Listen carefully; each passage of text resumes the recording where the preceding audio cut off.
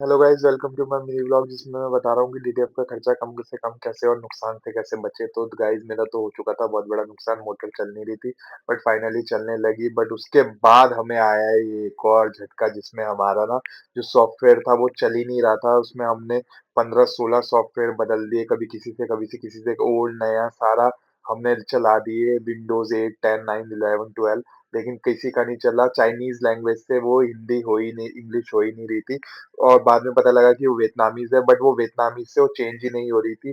फिर जाके हमारे इसमें निकल गए 2 या 3 दिन, और तीसरे दिन जाके फाइनली भैया की ये हाल थी और मशीन का ये हाल था।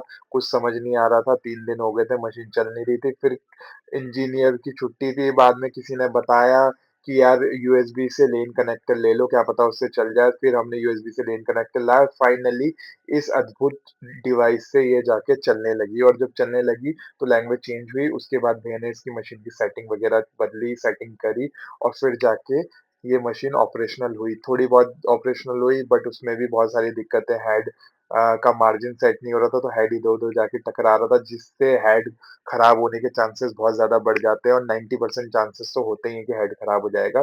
तो उसके लिए आगे देखते रहिएगा कि हेड का क्या मेरा हाल है। बट फाइनली थोड़ी बहुत जद्दोजहद के बाद ये मशीन चलने तो लगी।